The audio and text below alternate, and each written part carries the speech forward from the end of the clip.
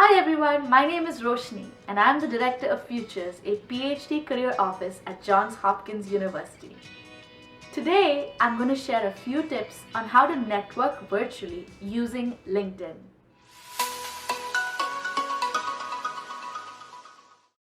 Let's address a common question that a lot of PhDs have about LinkedIn, and that is LinkedIn for me?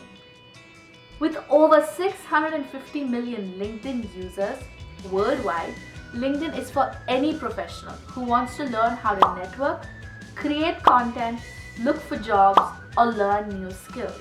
As a PhD, you can add value to your network and share your expertise. But you can also receive value from other experts in almost every discipline that you can think of, all the way from the humanities, social sciences, business, and science.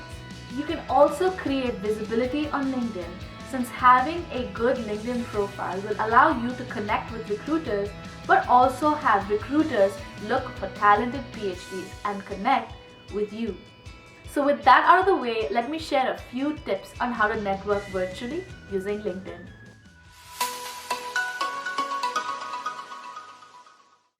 Tip number 1, have a great LinkedIn profile. Now, I'm not going to cover the details on how to have a great LinkedIn profile because I have a longer version in my YouTube channel. Check below. But briefly, you want to focus on having a completed LinkedIn profile. This includes uploading a professional headshot and crafting an effective and catchy headline. Your headline is what draws people to your profile and should be sprinkled in with various industry keywords relevant to the kinds of jobs that you're interested in or that you're an expert on. Tip number 2. Networking on LinkedIn is all about connecting with its people. So find the right people to connect with. That can be experts in your own area of expertise or industry experts in a field in which you want to learn more about. It is up to you to decide how you want to curate your LinkedIn network. Tip number 3. Sending a personalized note with your LinkedIn connection. People, including recruiters, are more likely to accept a LinkedIn connection from those who have taken the time to write a personalized note. And this note can be as simple as telling the person why you want to connect or letting them know how you know them. It's just a good practice, and sometimes months later it helps me remember where and how I connected with that person. Tip number 4. Do informational interviews. I often say to PhDs that LinkedIn is a treasure trove of people from all different backgrounds. For those of you considering career paths for which you have little to no knowledge about what it entails, or you may need a little bit more in-depth knowledge about what that career entails, reach out to your professional LinkedIn connections and request 20 to 30 minutes of their time to ask them insightful questions.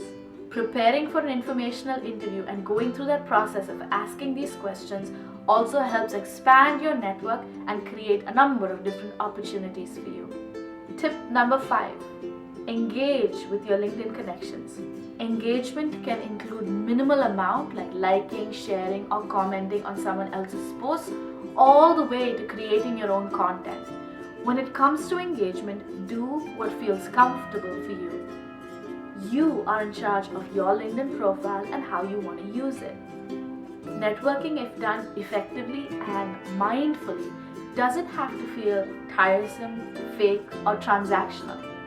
When viewed as an opportunity to connect with people, connect other people to opportunities, LinkedIn as a networking tool can be a powerful way to not just build community, but create various career opportunities.